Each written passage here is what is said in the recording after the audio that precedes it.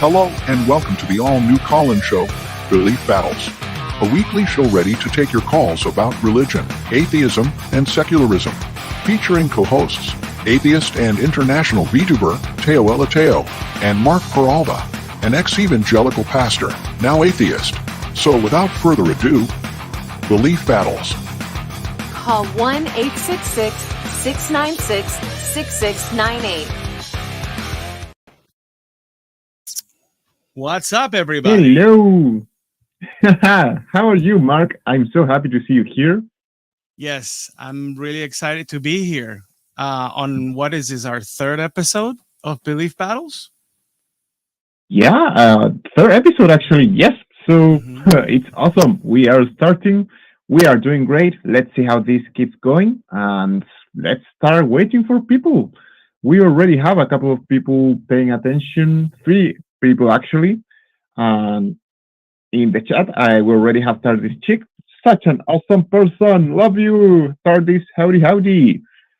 And we have that guy, the Kedamono guy. He was here in the previous episode. Hope you could hear him.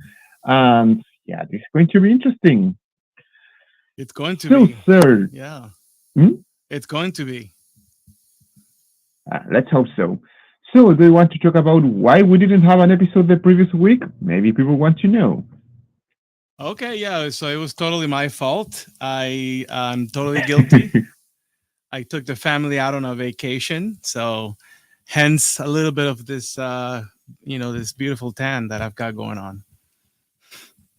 Oh, that's cool. Which is more of a redneck kind of situation happening here, but I'm at least a little bit, colored now, finally. Good. I cannot edit I know why I cannot edit. So I'm writing in the chat, and I will write here in the private chat so you can edit the I didn't say anything. Forget it. I'm editing the description right from inside. We have here the call-in number and the URL so people can join from their own from their own browser, sorry.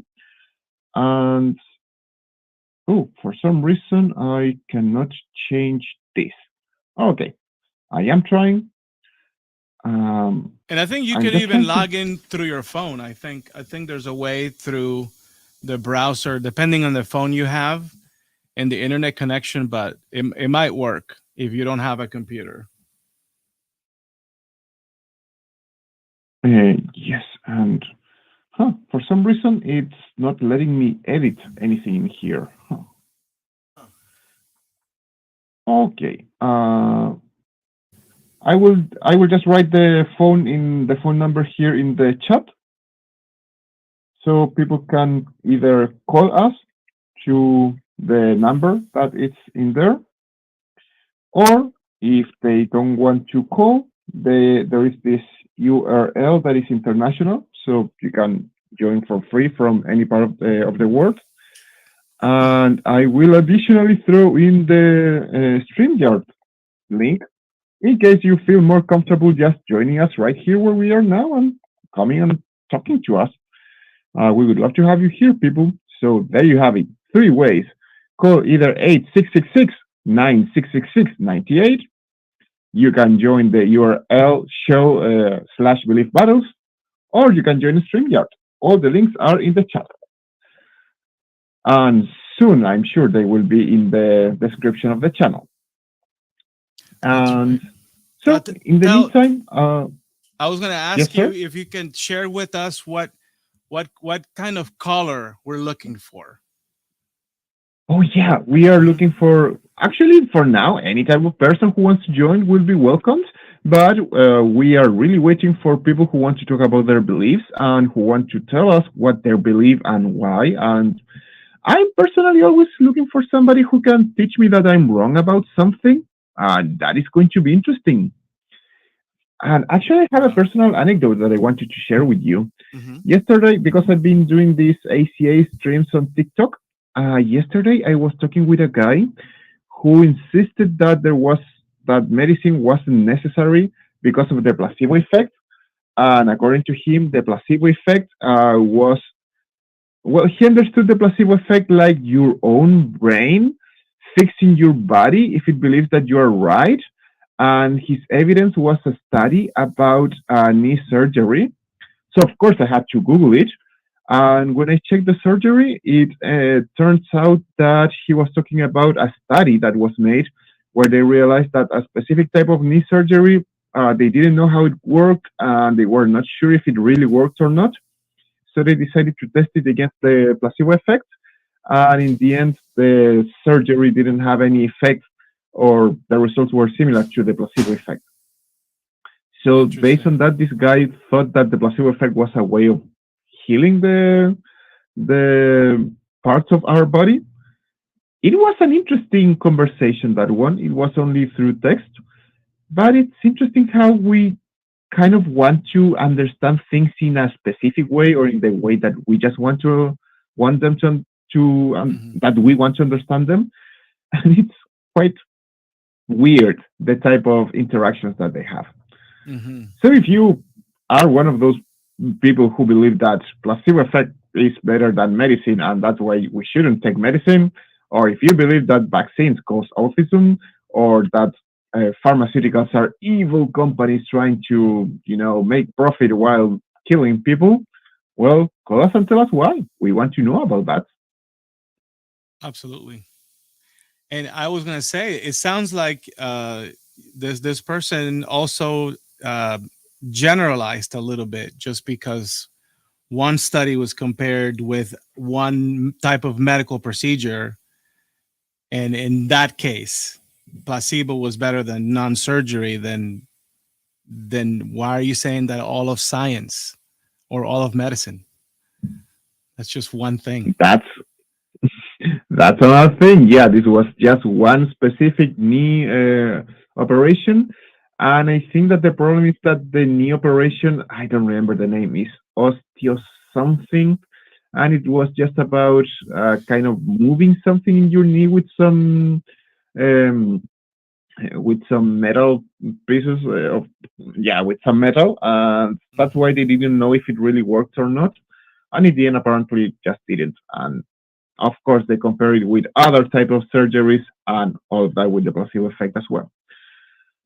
Right, right. So yeah, placebo effect is not Yeah. some magical thing that is going to heal your people. It's just our brain deceiving us, telling us, "Oh yeah, you have been cured." Do Hmm. you remember this pastor guy who I interviewed some a while ago? Checho Mendes, I think he is, or Mendoza. Checho, Hmm. and he will be. Oh, Kedamon is asking if this will be in StreamYard or by call. Both, Kedamono. You can join StreamYard. You can join the calling URL, so you can kind of call from your browser. It's up to you. If you want to come here and keep telling us about what you think, you are more than welcome. Hmm. Well, this guy, I think it was Checho Martinez, something, one name with M, and he's an ex-pastor who told us about how he uses the placebo effect in order to I don't want to use the word deceive, because he didn't, when he was doing that, he didn't think he was deceiving people. He just thought he was actually healing people through the power of God and stuff like that. But in the end, it was just placebo effect and, relaxation and some exercise that he was doing.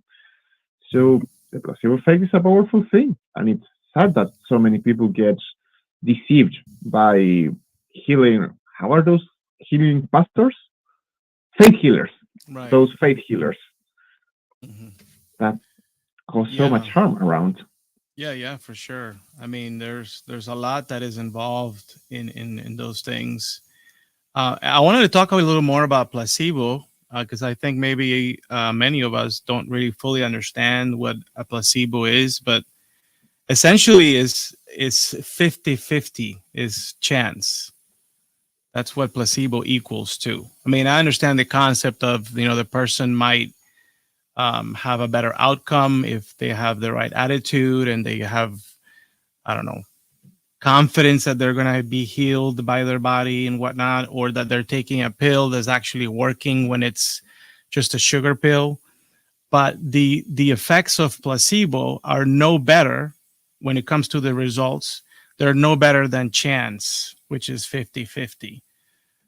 So to say that, you're, as good as placebo or whatever, it doesn't really mean anything. There's a lot more that's involved when it comes to treating a disease than, we're trying something here. And I don't know. What do you think? Have I gone too far? Oh, no, I mean, yeah, of course, that people who have a more positive attitude will get not always better results, but will have a more positive attitude towards any result that they get.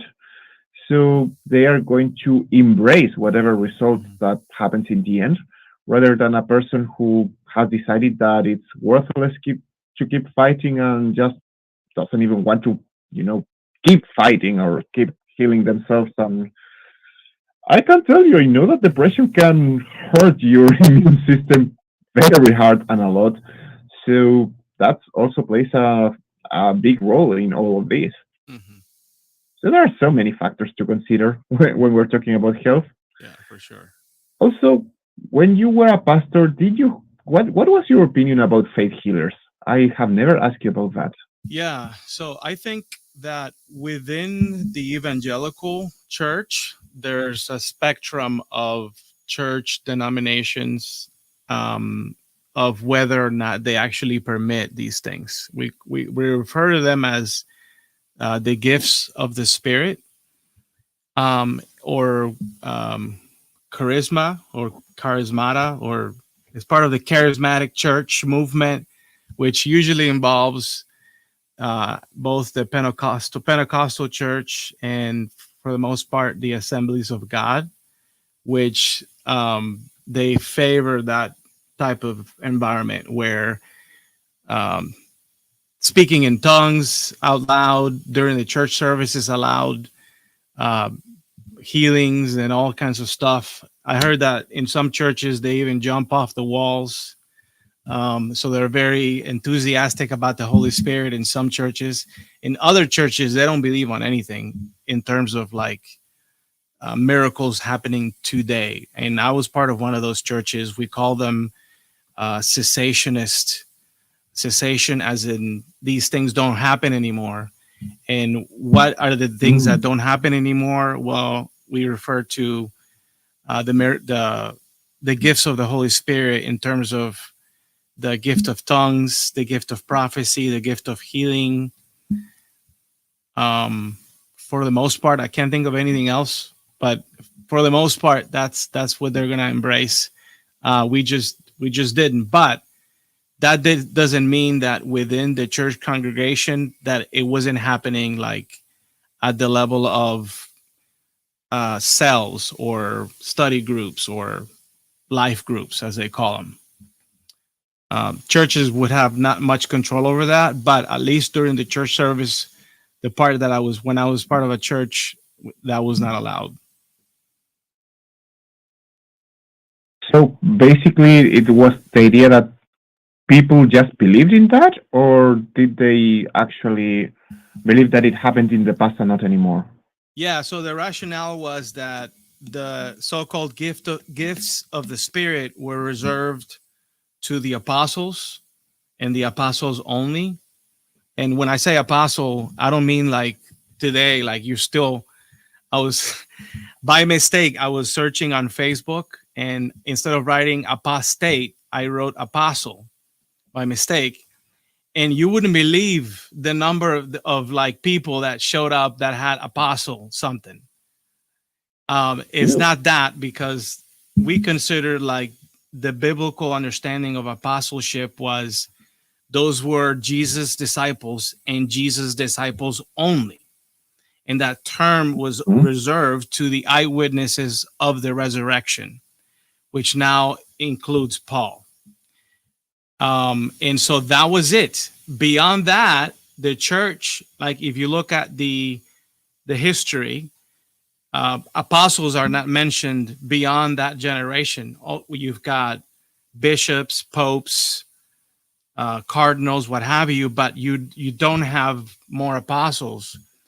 But there are church denominations today that embrace apostleship, and I think some of those charismatic churches are likely the ones that will do that.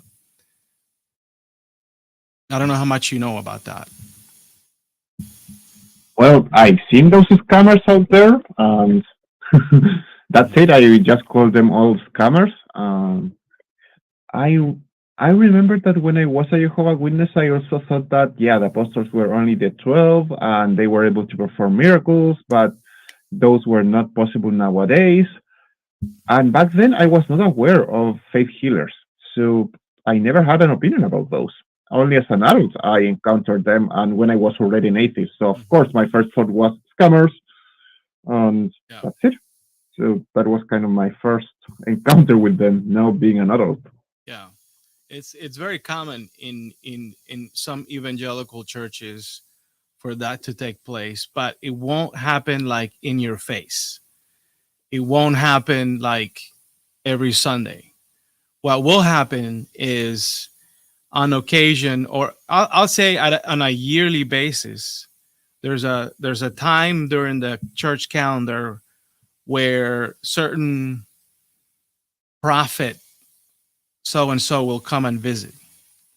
And I don't know, there was a famous prophet that actually he passed away, but I want to say I forgot his name, but he became famous for predicting or prophesying that Trump was going to be the president. And anyway, the name escapes me. He came to the church that I was in, so they do a whole worship event, and all these people come, and then it is in those events where you'll hear tongue speaking, and those guys will walk around and work the crowd. And I was prayed over at least once by a so-called healer / prophet that had come to the church that I was in, and he like put his hand on my back and he was like, you've got L4, L3, somewhere there. He was like diagnosing my back problem.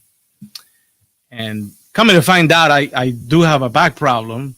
And I think that, well, not that I think, but for sure is a lot more involved than what he said that it was.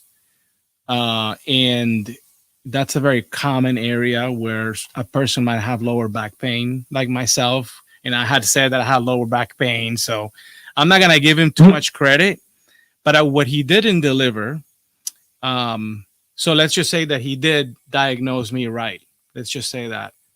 But he had like prayed over me that it would leave me. And that never happened. So I was really disappointed. So he was Captain Obvious, and then he said, no, this is totally going to work. And surprise, surprise, it didn't work. Yeah, no. You could say it got worse. Because if anything, it's gotten worse since. Yeah. Yeah, but the thing is that people who saw that, they saw you being, analyzed, and they were like, oh, wow, how could he know that the guy with back pain has back pain? And now the pastor is praying for him and he will be healed. And probably next time they will say, yeah, I saw this pastor healing a guy who had a problem on his back. He fixed his cord spine and stuff like that. Yeah. And so they gain a reputation, and then churches want to have them because, they get famous and people feel like they're getting some service. And so they have them around. And what do? You got to pay them money. They charge. They're not just going to come for free, or they're not just going to come to your church because you say, hey, come to our church. They're going to say, well, what's in it for me? And, they're going to take a cut. Somehow a deal is made, and that's how things work out. Sad, but true. It's like a business. I've also been. It is business. Not like time, it is business. Yeah, I'll share another anecdote. that's really related and very shocking, I think. So this is about one time my dad and his wife, they invited us over to their church. So now they're living in a city that's far enough where we don't know where that is or what church that is, but close enough where we could just drive there. So we met them at that church, and we didn't know anything about this church, and I didn't care to do some research on it. I just thought, hey, how bad could it be? And at the time I was a believer and everything. I was a seminary student, so I was really deep into like the scriptures. I still am, but like I would like sit on the pews and I would like analyze what the preacher was saying, and I would make notes on my Bible and everything. I was super dedicated.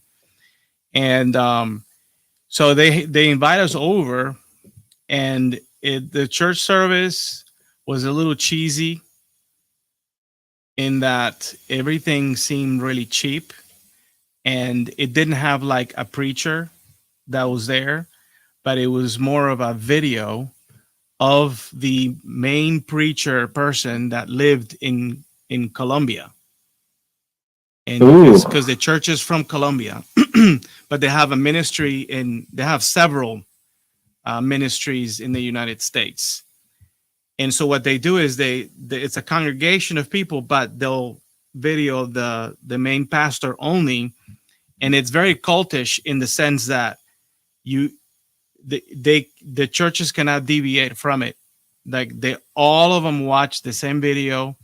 And then the other weird thing about it was the music for the worship part of it was also like pre-recorded music, and it was like really bad quality. And like my wife and I were like at a mega church here in Dallas, and it's like, what is this place? Like the music and the video and everything is very cultish.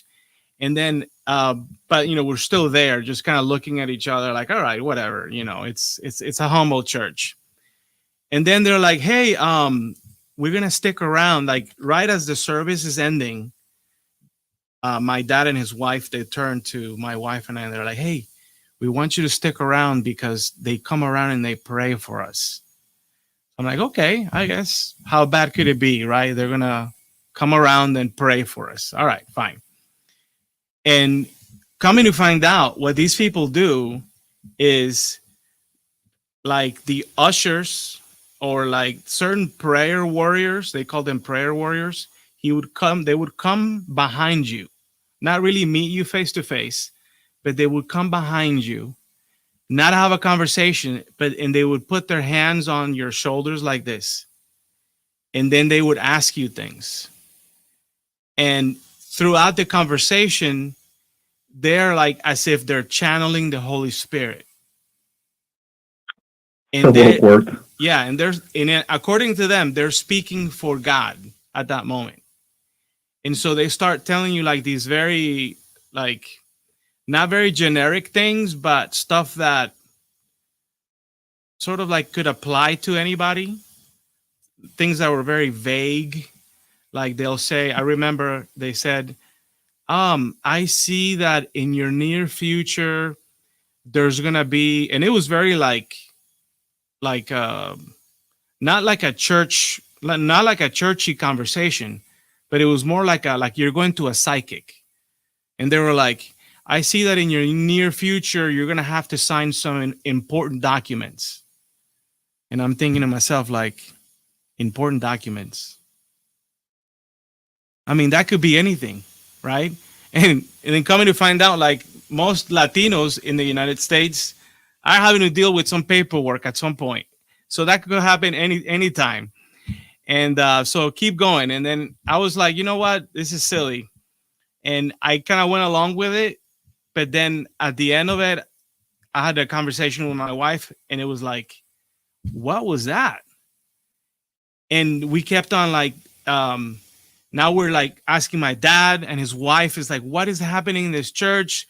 How long have you guys been coming here? You guys are going to a cult. What are you doing? You crazy? Like, you cannot be coming to this church. They're like, no, they're good people. They mean well, blah, blah, blah. And it's like, wait, tell me more about this. And what these people do is like, they will like find out gossip from within the congregation and then use that gossip to manipulate people and pretend like they know what's going on. But in reality, they're like really good investigators and they know how to like, they'll target like, because it's like you invite someone over, like, who can you think of that you can bring to our church? And it was like a questionnaire. And what do they do?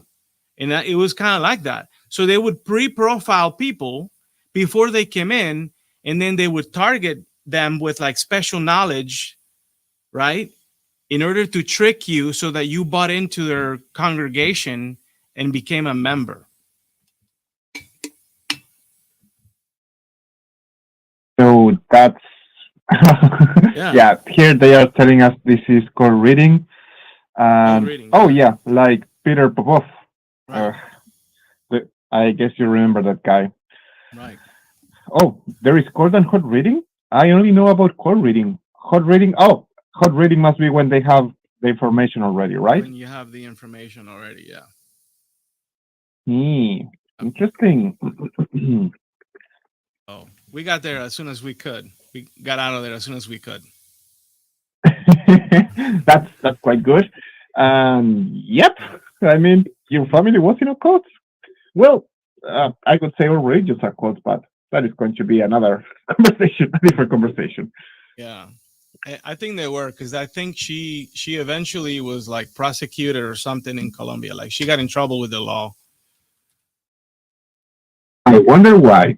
Yeah. That reminds me, I remember an interview with Villa Bianca where she talked about the first time she felt like that she didn't belong to the church or something like that. And it was when she went to a church in, I don't know, she mentioned a place. They mentioned a place, but I don't remember where it was.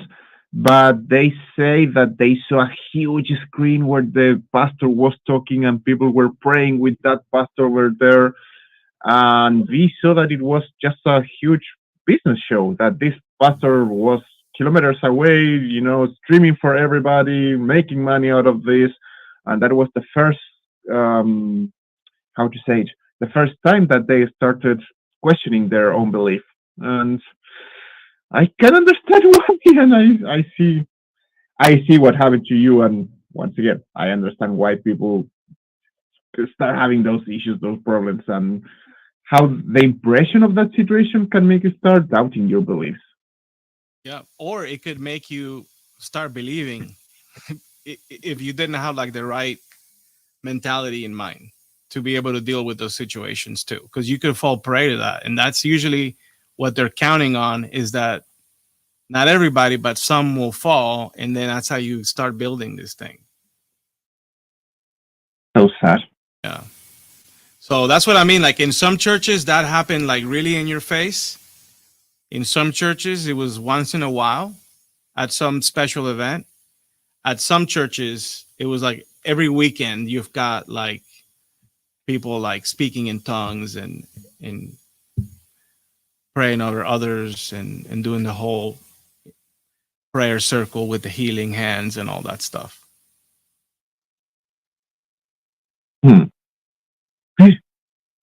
What? According to Kidamono, the call link is broken? Okay, we have to fix that. Thanks for telling us, Paul.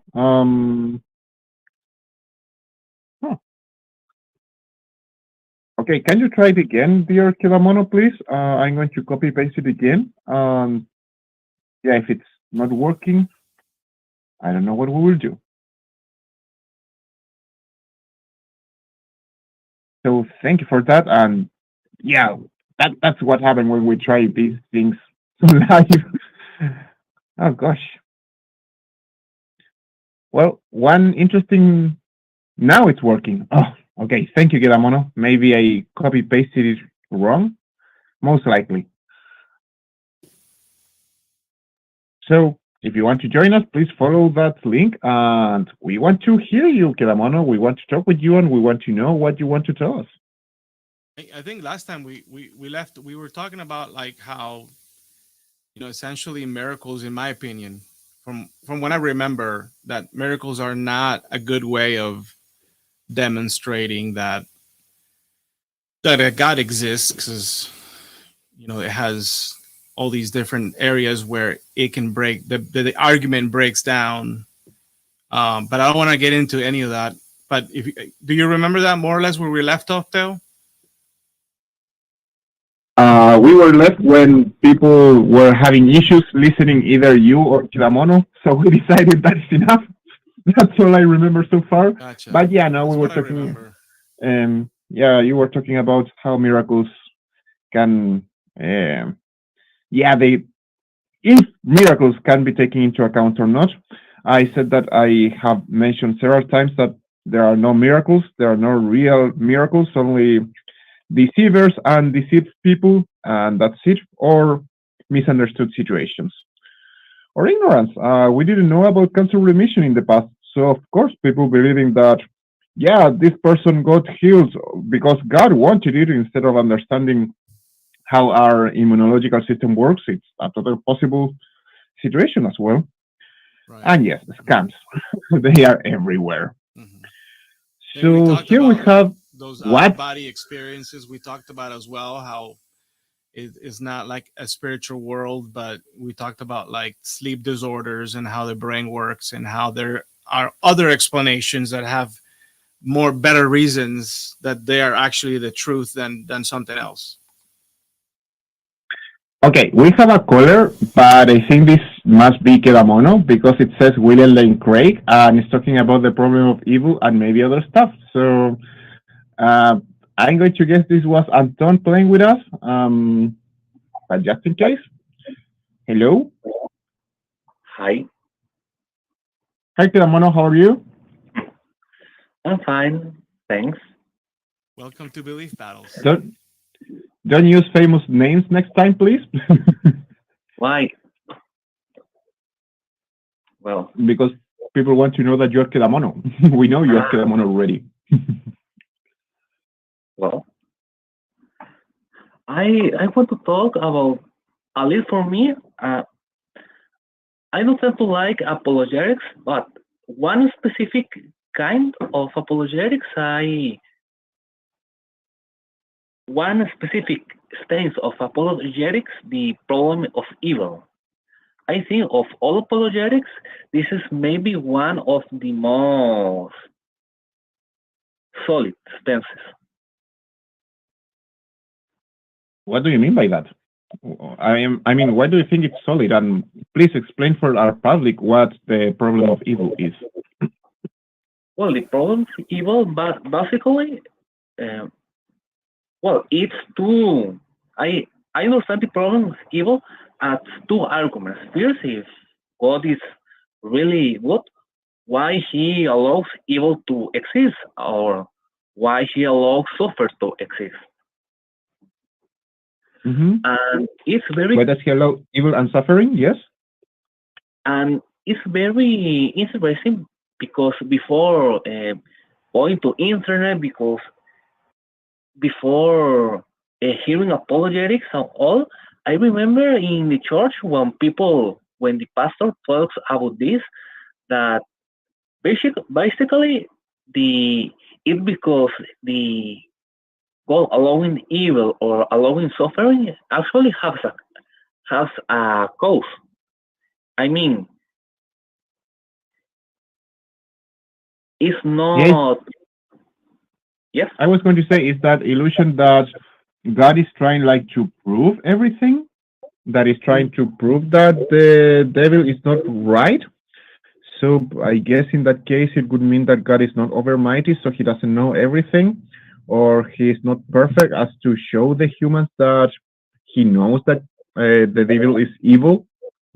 So He just lets humans suffer in a way of saying, yeah, go humans suffer, so you see that the devil is evil.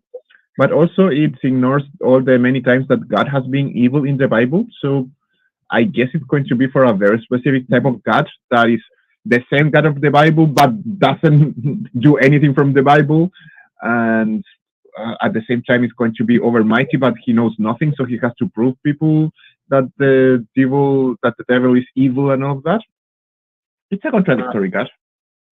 Two things. In the normal argument about the problem of evil, there is another solution. What if God allows evil because he has a reason to allowing evil? And second, there is an argument in the Bible that say that evil will be punished. Punished. It will be punished. I mean, it's not like evil would happen and everybody will go free with it. People will be punished from the day of the judgment.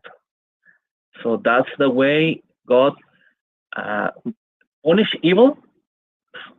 And second, I don't think if we can call God evil, because at least in the Christian perspective, the good is what God wants. I mean, it's His will.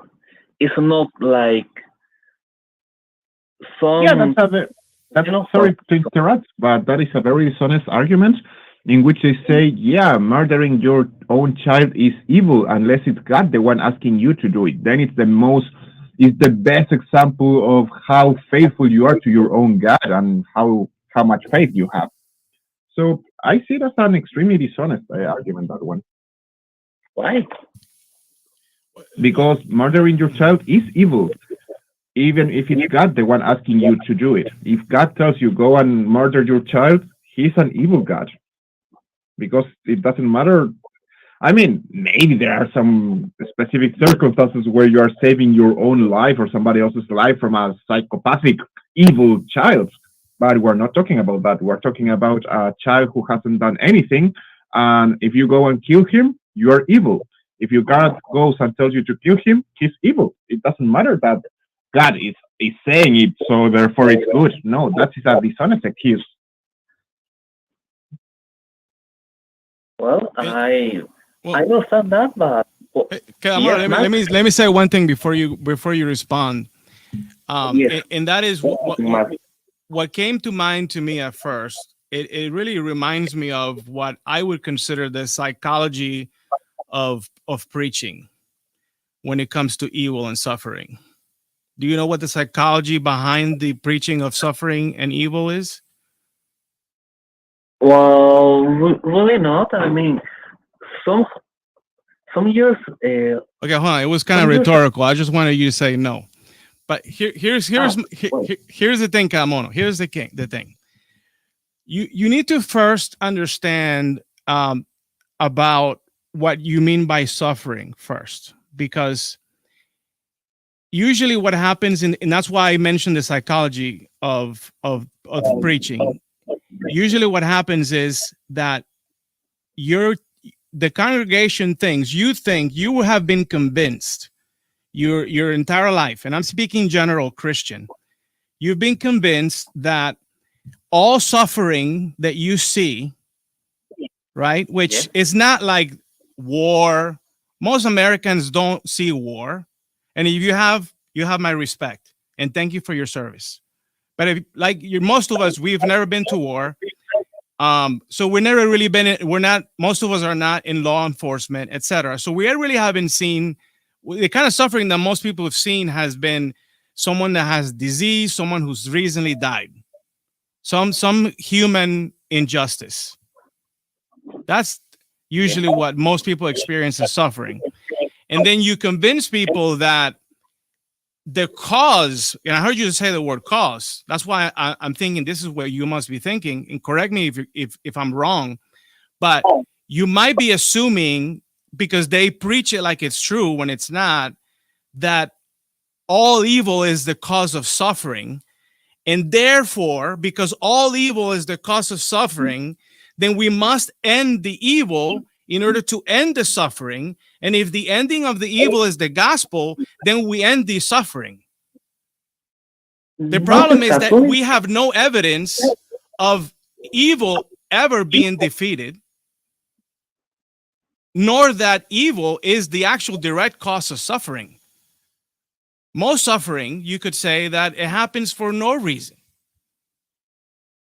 But how sure can you be that evil is the cause of suffering for you to see it that way? Because then usually what happens, though, and this is the last thing I'll say, and then you can take over, is usually what they'll say is, well, God's the solution, and that's why you must believe. Well, I mean, the suffering in the Christian perspective is not always bad. I mean, at the beginning, the Genesis, it says we were cursed by Adam doing.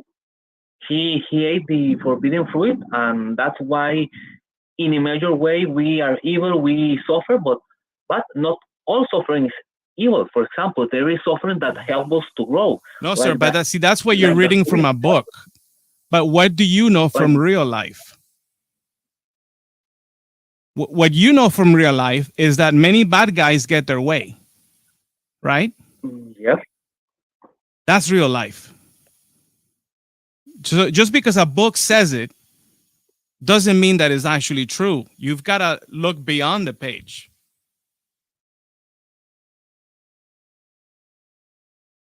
mm, what I mean, I understand, but I'm not convinced at all because I know there exists evil, and the Christian perspective is, well, the world is corrupted, is corrupt, and in the afterlife there will be justice of all things that happen in the earth. Has there ever been justice? Well, uh, Ever? True justice? I think not, or maybe before humans live in societies. Where you're assuming. I don't think so. Also, there is a problem that God is promising to punish only evil people, but he has never been able to do that before. In the past, if he saw an evil city, he just destroyed the whole city. If the world was totally full of bad people and giants that were his own angels, he decided to murder everybody in the world, according to his own fantasy tales. So God has never been able to judge specific people in the past. Why is he going to change now? In Christology, there is the idea of, I don't know how to say this in English, but like the theology is being constructed, it's built uh, in a progressive manner. For example, in the Old Testament, God was in some way more personal. He punished in he punished all, and then when we come to Jesus, things change because that's when he's not only in the temple. He's not only with the Jews. He changed. Well, not change, but things change. For somebody who I died think. yesterday, how much has it really changed since 2,000 years ago? Well, nothing. Nothing. Nothing's changed. And nothing changed. That's why I don't accept Christianity. Because Judaism said that things will change and that the Messiah was supposed to do that. But when that Messiah came, he never did any of that. He never became the king. He never became like the liberator of the Jewish people. Christianity turned everybody away from the Jews. The Messiah was supposed to unite everybody for the Jews. Everything that the Jewish Messiah was prophesied. You talk about the Bible, everything in the Old Testament that was actually prophesied about the Messiah, it happened almost the opposite with Jesus. Almost the opposite. But then what's the excuse? No, because it's going to happen in a second coming. When's the second coming? It'll be within our generation. That's what they used to say. What do they say now? Well, we don't know when it's going to happen. It'll come like the thief of the night in the night. That's very easy to say. But no, nothing's changed, Mono. Everything is still the same. People still get murdered. People are still being served unjustly. Injustice is still happening in the world especially with the gospel. You think that if the gospel was the solution, that pastors would be immune from social injustice and from especially committing social injustice. But quite the opposite is actually true. Many of them get in trouble for doing things just like any human beings, and they have no excuse. You know, when I started questioning my faith, when I learned about Rabbi Zacharias, he was the number one apologist. Like, to me, that whole moral argument, the high moral view of God and how like the only answer to the problem of evil in the world is Jesus. Meanwhile, he's committing all kinds of stuff behind closed doors. Where is the gospel working in that man? And I know it's sort of a, straw man to pick on one guy. But seriously, if the gospel was the answer, there should have been some change, but there's been no change.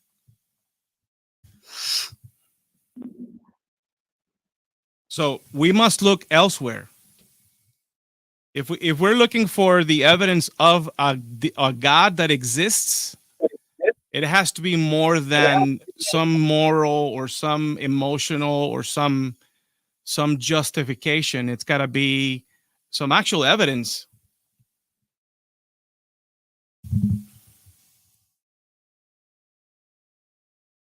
Okay, Amono. Yes?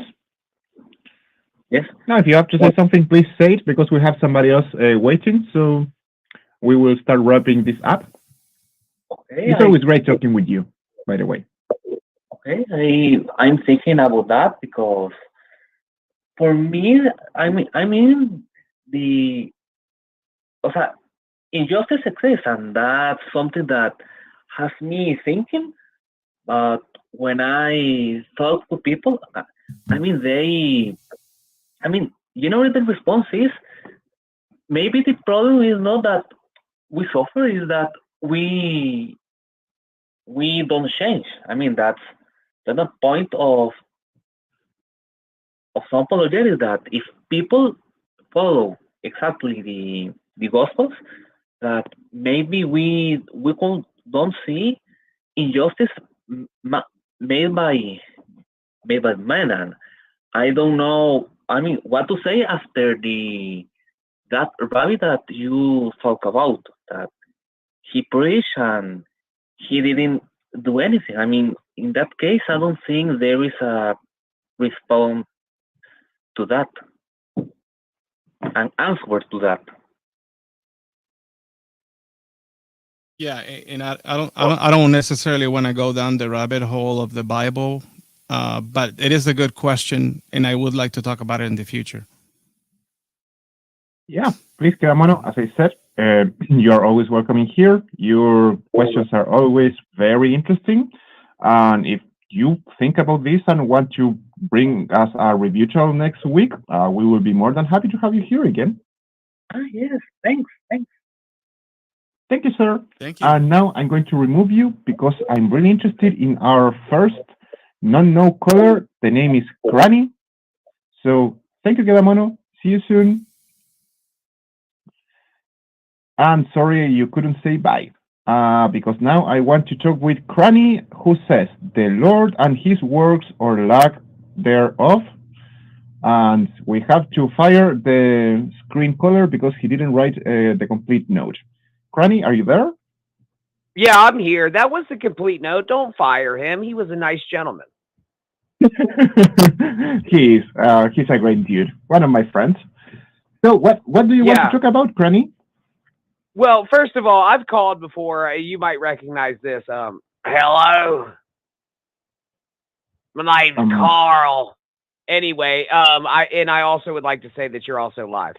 But what I will say is that what I heard you guys talking about evil and stuff. And can you really define an action by evil or not evil? I mean, like I think that that's a broad definition, and it's something that the connotations of religion have put on it.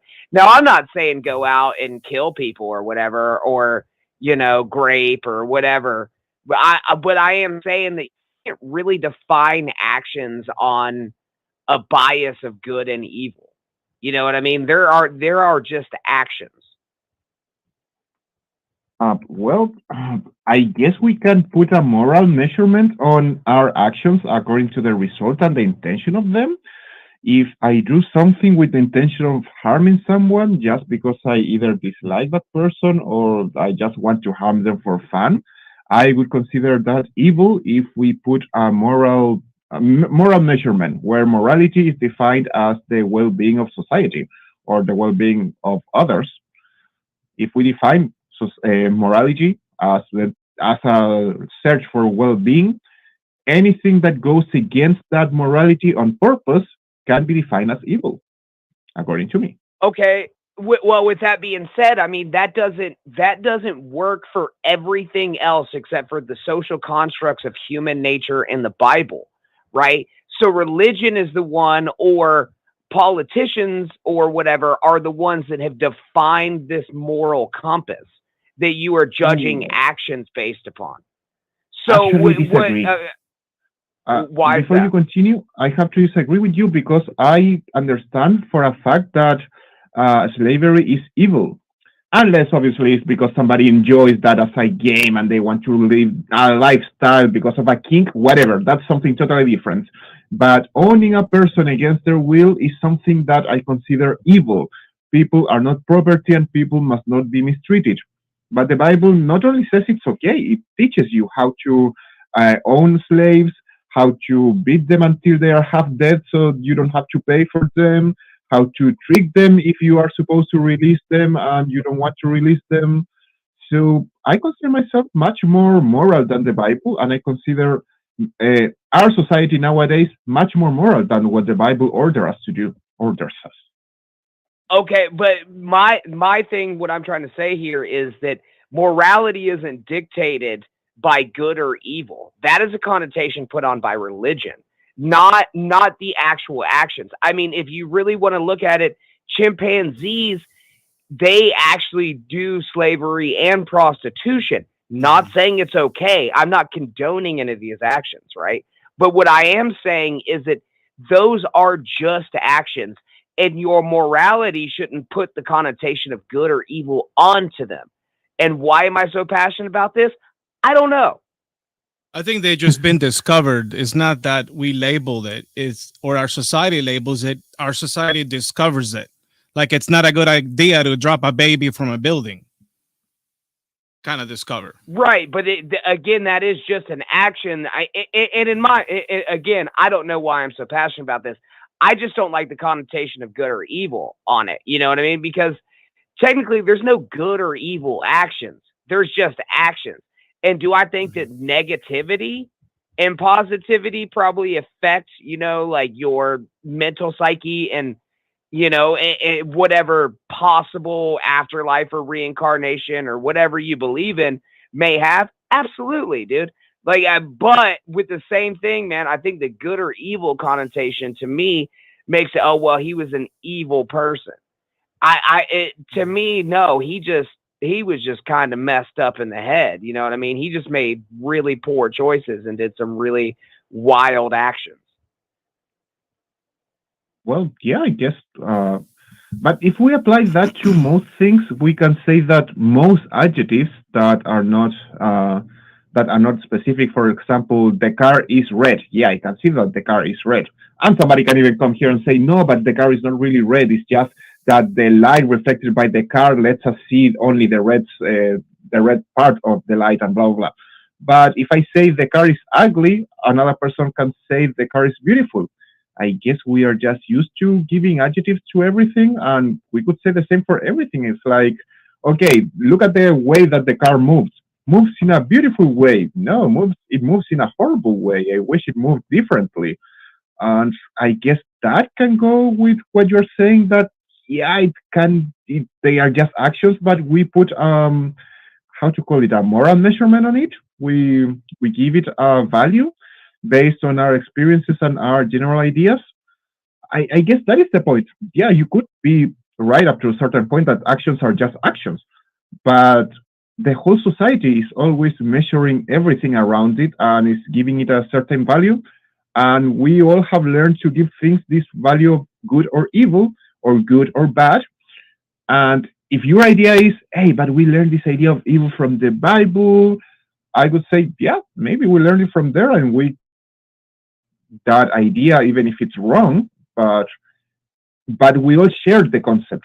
So we all understand, or we have a relative similar understanding of what is right or evil. Right. Well, I mean, not all of us, right? Like, so if you were like indigenous Amazon tribe or North Sentinel Islandese, maybe that is, you don't understand good or evil. You just know that, like, you know, I'm just saying, Leroy busted some baby's head open with a rock. Guess what? He gets killed. Now, is any of that evil? No, it was just an action that resulted in a reaction. Putting the evil on it, to me, it results in a connotation of believing that that person is actually evil and possibly demonically possessed or whatever. You know what I mean? Mhm. And so to me, I'm like, no, he just did something really messed up and he got his head bashed in with a rock. I don't really see anything wrong Yeah. with that. You know what I mean? Would you disagree that perhaps one of the other ways that we get it wrong is to label things good or evil based on what the Bible says? Yeah, absolutely. Yeah, because like in the Bible, it said you shouldn't eat shrimp. You know what I mean? Shrimp's delicious. I agree. I totally agree with you in there. So Yeah, shrimps and the Beatles Mhm. are all going to hell, dude, because they didn't cut. They wouldn't cut the side, or they cut the sides of their hair in bowl cuts. oh, you're talking about the musicians. I thought, why does Yeah, this guy hate insects? Mhm. what did and those also articles polyester. you? Oh yeah, Polyester is a sin. they were polyester. I guess that it's going to. I mean, I totally get where you're coming from. I think that's more like a philosophical point of view that we should talk about. I'm not good in philosophy. I have to accept that. Um, I would like to read something that somebody wrote in the chat about this that I kind of agree with. This person, Okay. Ryan, says, I determine good things as that which maximizes humanity's well-being and minimizes suffering. But it's the inverse. This is a mostly standard humanist view. And I agree with that. It's very similar to what I said in the beginning. And once again, I kind of agree with you that actions are just actions, but I do think that if we live in this specific society, we share a general point of view of how to behave, and this comes from when we were just animals roaming around. Because even between animals, they need specific codes to tolerate each other, behave in a group, because if not, the species is going to disappear, or individuals who do not adapt, they are going to be kicked out of the society that they form or the group that they form. I'm sure that when you said, "Oh yeah, if that guy splits the head open of the baby against a rock," and you said, "I see nothing wrong with that," I'm pretty sure that maybe you do understand that that is not good, and that what you mean is that you don't want to catalog it as evil only. I don't want to put words in your mouth. Right. And the point I was making there is that it was an act, and damn near everyone gets you a retort. Like, I've got kids, man. If somebody did that to me, somebody's going in the ground. And the question I'll ask you, right? And this will be one that you can ponder for a second. All right, let's say, all right, yeah, have you ever seen the Avengers Endgame? Sadly, yes. I Okay, expected I too much from haven't, that but movie. I haven't, but Thanos, for the good of the universe, tried to kill half of the people in the universe for the betterment of the universe. Oh, but Now, the problem is is that that an evil good act? it's stupid because he had the reality gem, so he could just duplicate all the resources in the universe. So he was freaking stupid. Okay, all right. You're not getting. All right. It. Sorry, but Is there reality stone gem, he had all of them. He could is do there an everything. evil good act? Let's say like the world got overpopulated and you had to kill a bunch of people to save humanity. Is that an evil good act? I think that's more of an ethics question at this point. Yeah, it's more an ethic question. I don't know how I could. I guess I could call it evil even if it's a necessity, because how do you decide who is going to go and who is not going to go? And why don't you find another way of fixing things? I don't know. It's hard. It's a hard question. Yeah, it's a tough question. Yeah, I mean, I've heard it of sin, so I think that there are some sins that can be good, which is why not all things are necessarily sinful. So, like, for example, lying is one of those where it doesn't always lead to bad. It could lead to good and to do a lot of good. So you can't just make a blanket statement. Also, Well, like when they killed JFK?